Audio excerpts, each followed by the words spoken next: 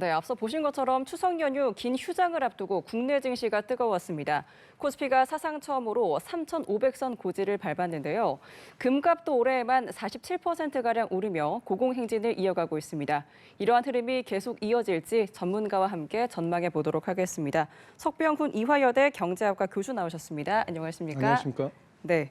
자, 연휴 전 마지막 거래일이었던 오늘 코스피, 장중과 종가 모두 사상 최고치를 기록했습니다. 사실 긴 연휴를 앞두고 보통 차익 실현이 나오기도 하는데 오늘은 오히려 상승세를 보였어요. 어떻게 보셨습니까? 예, 그렇습니다. 오늘 장중 한때 3,560선 넘어섰고요. 그다음에 종가도 3,549포인트를 기록을 하면서 장중 최고치, 종가 최고치 모두 경신을 했습니다. 앵커께서 지적을 하신 것처럼 일반적으로 연휴를 앞두고는 현금 보유 비중을 늘리는 경향이 있습니다. 네. 연휴 기간 동안에 외국에서 뭔가 변수가 발생을 하면 이 대처를 할 수가 없기 때문이죠. 그런데 이번에는 오히려 외국인 위주로 외국인 투자자들이 3조 원을 넘는 막대한 자금을 쏟아부으면서 지수 상승을 견인을 해서 일반적인 상식과 반대되는 그런 결과가 나왔다. 이런 것이 아주 흥미롭다라고 보시면 되겠습니다. 네, 지금 말씀해주신 외국인 투자자가 3조 원 넘게 사들이면서 지수를 끌어올려준 건데 지금 미국 연방정부 셧다운이 악재가 될 것이란 전망도 있었어요. 근데 이게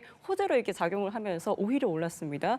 왜 이런 결과가 나온 걸까요? 예, 그게 역설적인데요. 사실 두 가지 이유가 있습니다. 첫 번째는 미국 정부 셧다운이라는 것이 과거의 사례를 봤을 때 1주에서 2주 정도 이 단기 야간에 그쳤다라는 것을 바탕으로 국제 신용평가사들이 이 경우에는 미국 경제 성장률에 미치는 영향은 미미하다라는 보고서들을 발표를 했습니다. 그래서 이것이 투자 심리를 회복시켰습니다. 그리고 또 다른 것은 미국의 민간 노동시장 지표들이 발표가 됐는데요. 이것들이 미국의 노동시장이 침체되고 있다라는 수치를 보여줬습니다. 그것이 미 연준이 10월 달에 예정되어 있는 FOMC 회의에서 정책 금리를 추가적으로 0.25%포인트 인하할 가능성을 높여줬고요. 그것뿐만 아니라 12월 달에 예정된 FOMC 미팅에서도 또다시 0.25%포인트, 그러니까 두 번에 걸쳐서 0.25%포인트씩 인하할 가능성을 더 높여줬기 때문에 이 정책 금리 인하의 기대가 커지게 되면 당연히 위험 자산에 대한 투자 수요가 늘어나게 돼 있습니다. 그럼 우리나라 같이 신흥국으로 분류되는 나라의 주식도 위험 자산으로 분류가 되고요. 우리나라 같은 경우는 다른 신흥국 중에서도 반도체라는 삼성전자랑 SK하이닉스 같은 반도체의 호재가 있기 때문에 우리나라로 특히 외국인 투자 자금들이 몰려 들어왔다. 이렇게 보시면 되겠습니다. 그러니까 시장의 셧다운 자체보다 그 뒤에 정책 대응에 주목했다라고 보면 되겠네요. 근데 셧다운 그렇습니다. 기간이 사실 정해진 게 아니잖아요. 예. 이런 불확실성이 좀 영향을 주진 않을까요? 예, 그렇습니다. 셧다운 기간은 지금 1주에서 2주 정도로 전망을 하고 있는데요. 네. S&P 국제 신용평가사죠. 거기에 보고에 따르면 셧다운의 효과는 약 1주당 경제 성장률 0.1%포인트에서 0.2%포인트가 낮아지는 효과가 있다라고 전망을 하고 있습니다. 그래서 만약에 셧다운이 1주에서 2주보다 넘어가서 최장으로 봤을 때는 35일까지 지속된 경우도 있었거든요. 네. 그래서 2주 이상 지속될 경우에는 사실 미국 경제 성장률에 상당히 큰 타격을 줄 가능성이 있어서 이런 경우에는 역시 불확실성은 여전히 존재한다라고 보시면 되겠습니다. 네, 알겠습니다. 저희 국내 증시 상황 다시 돌아보도록 할게요. 삼성전자가 장중에 9만 전자, SK하이닉스는 사상 첫 40만 닉스를 찍었습니다.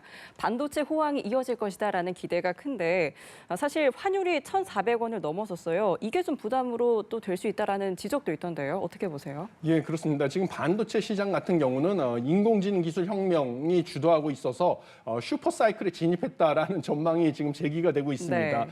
특히 이 인공지능 모델, AI 모델을 구동하는 데 있어서 필수적인 고대역폭 메모리 반도체 HBM이나 그다음에 DDR5 같은 고부가 가치 메모리 반도체에 대한 수요가 폭발적으로 늘어나고 있어서 공급이 수요를 따라가지 못하는 상황이고요. 그다음에 이 두 제품을 생산하는 데 있어서 우리 기업인 삼성전자와 SK하이닉스가 세계 최고 수준의 기술력을 보유하고 있습니다. 그러다 보니까 이 두 기업에 대한 주가가 계속 급등을 하고 있는 상황입니다. 그런데 이제 문제는 앵커께서 지적하신 것처럼 것처럼 환율, 원달러 환율이 지금 변수가 되고 있습니다. 네. 1,400원대, 달러당 1,400원대의 고공행진을 이어지고 있는데요. 이게 단기적으로 봤을 때는 SK하이닉스와 삼성전자에게 호재로 작용을 할 수는 있습니다. 왜냐하면 국내에서 생산되는 반도체가 미국이나 외국에서 판매가 될 때는 이제 달러의 가치로 가격이 매겨지고 있습니다. 그러면 원달러 환율이 상승을 할 때는 가격 경쟁력이 오히려 올라가는 것이거든요. 그리고 국내 달러로 벌어들인 외화를 갖다가 원화로 환전을 할 때는 오히려 원화로 환산이 된 그 이윤이 늘어나서 단기적으로는 이윤이 증가하는 그런 호재가 되지만요. 장기적으로 봤을 때는 반도체를 생산하기 위해서 외국의 원료를 수입을 해야 되고요. 그다음에 반도체 장비도 다 수입을 해야 되는데 이것이 원화 표시 가격이 올라가는 그런 악재가 되겠습니다. 그래서 이런 고공행진, 원달러 환율의 고공행진이 지속될 경우에는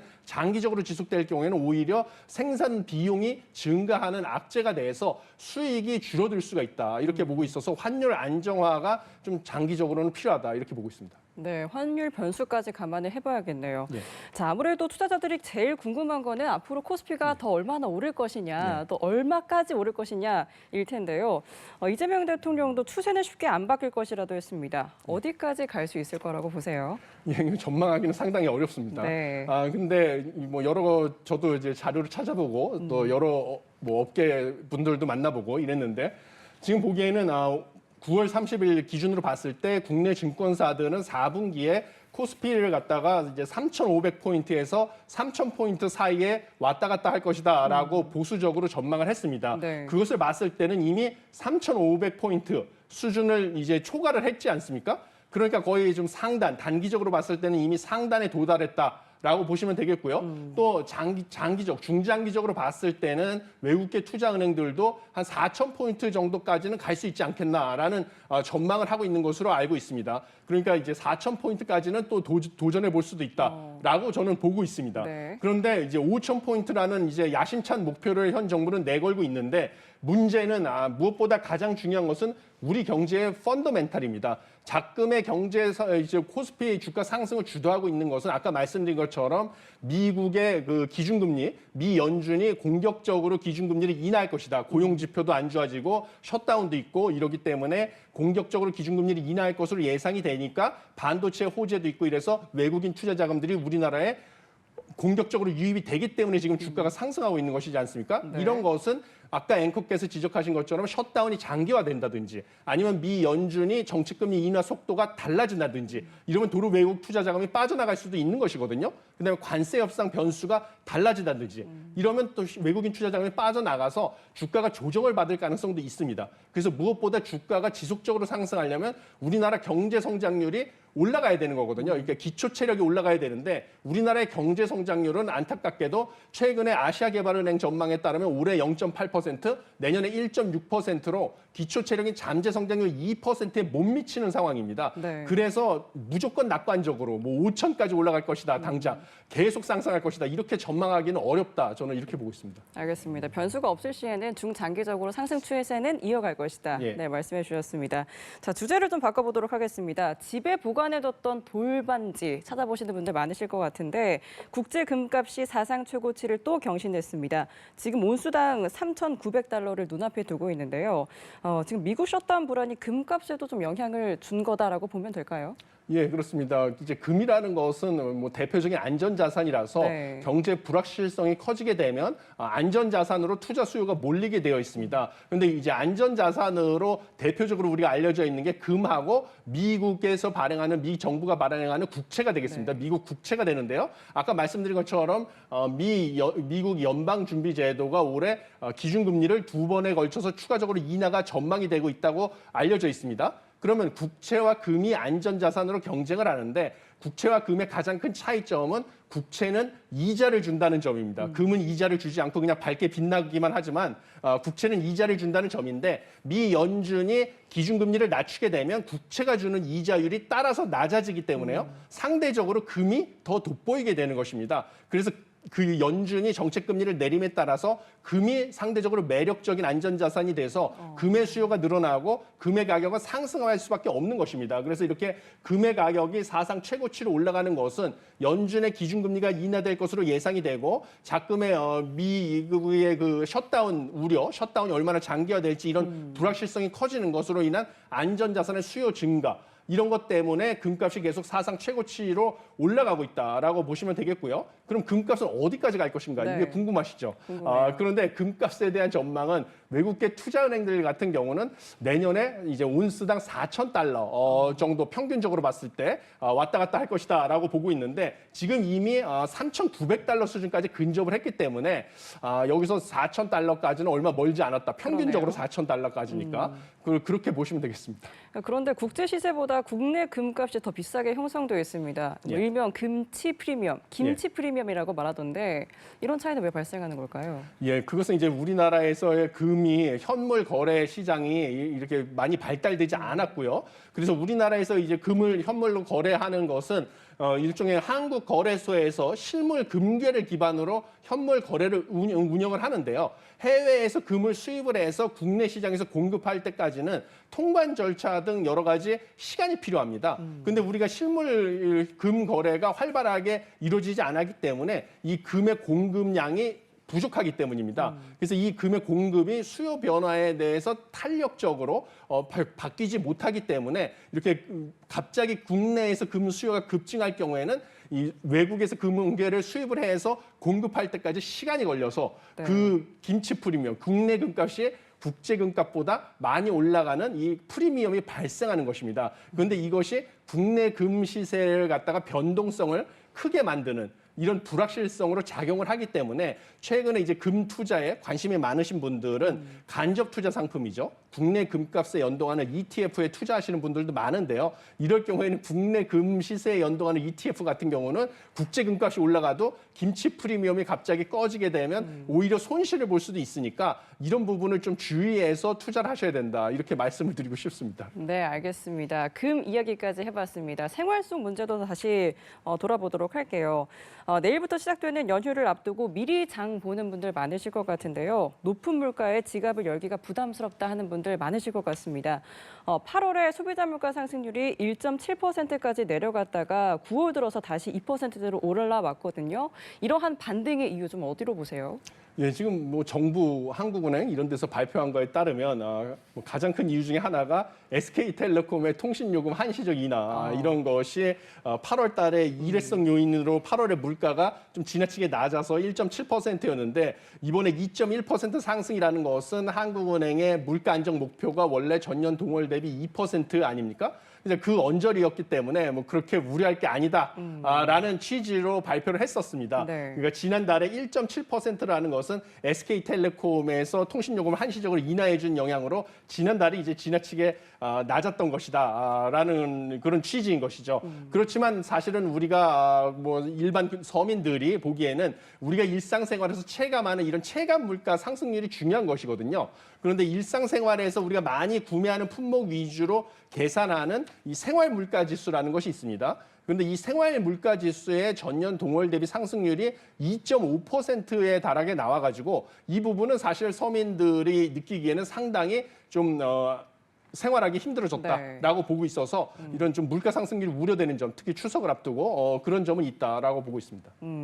그러니까 정부는 소비 쿠폰 영향은 좀 제한적이고 또 외식 물가 상승은 할인 행사 종료, 또 배달료, 인건비 때문이라고 설명했습니다. 말씀 주신 것처럼 소비자들이 느끼는 체감은 여전히 높은데 좀 이 괴리를 좀 어떻게 보실까요? 예, 맞습니다. 그 정부 쪽에서 발표한 바에 따르면 네. 사실 소비 쿠폰에 따른 영향은 미미하다는 것으로 보인다라고 정부 측에서 발표를 했는데요.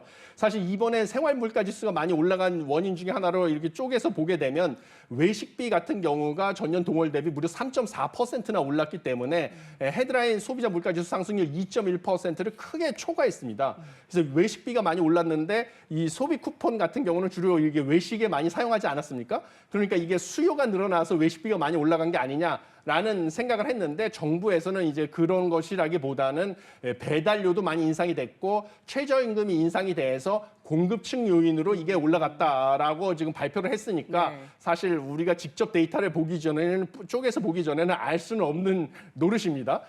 그렇지만 어찌됐든 간에 우리 서민들이 보기에는 당장 체감하는 외식비라든지 식료품비도 3.3%나 올랐거든요. 이런 것은 당장 우리가 살기에 어려워졌기 때문에 이런 부분은 이유가 어찌됐든 간에 상당히 서민의 삶은 어려워졌기 때문에 이런 부분에 대해서 정부의 대책이 필요하다 이렇게 보고 있습니다. 네, 알겠습니다. 자, 다음 주 금요일 하루 연차만 쓰면 최대 열흘까지 쉴 수가 있기 때문에 해외여행 수요가 커지면서 국내 내수 수축에 대한 우려도 나오고 있습니다. 실제로 좀 어떤 영향을 줄까요? 예, 일단 올해 설을 보면요. 임시 공휴일이 지정을 해서 설 연휴가 길어졌습니다. 그런데 그때 데이터를 보면 해외 여행객 수가 전년 대비 무려 7.3%나 증가를 했고요. 국내 관광 소비 지출이 오히려 1.8% 감소했다고 결과가 나왔습니다. 그러니까 이번에도 추석 연휴가 길어져서 네. 동일한 효과가 있을 거라는 것이 예측이 되기 때문에 국내 이제 소비자들이 쓰는 그런 소비 지출은 오히려 줄어들어서 이 부분이 이제 자영업자나 소상공인들한테는 뭔가 깊은 시름으로 다가올 가능성이 크다 이렇게 보고 있는데요. 반대로 이 부분을 상쇄할 수 있는 호재라고 하면 이제 중국인 관광객들에 대해서 한시적으로 비자를 갖다가 이제 면제해 주기로 하지 않았습니까? 네. 그래서 정부 측의 추산에 따르면 올해 100만 명의 중국인 단체 관광객들이 늘어날 것이다 라고 전망을 하고 있기 때문에 중국인 단체 관광객들이 국내에 들어와서 많이 쓸 수 있게 하는 그런 좀 정책을 개발하고 그런 아이디어나 상품 서비스를 개발하는데 좀 박차를 가해서 국내에서 해외에 나가서 많이 쓰는 대신에 국내로 유치하는 중국인 관광객들이 자영업자 소상공인들의 매출 증가에 기여할 수 있는 그런 전략을 세우는 것이 중요하다 이렇게 보고 있습니다. 네, 알겠습니다. 여기까지 증시, 금값, 물가 그리고 연휴 소비까지 쭉 짚어봤습니다. 이 시간 석병훈 이화여대 경제학과 교수와 이야기 나눠봤습니다. 오늘 말씀 고맙습니다. 감사합니다.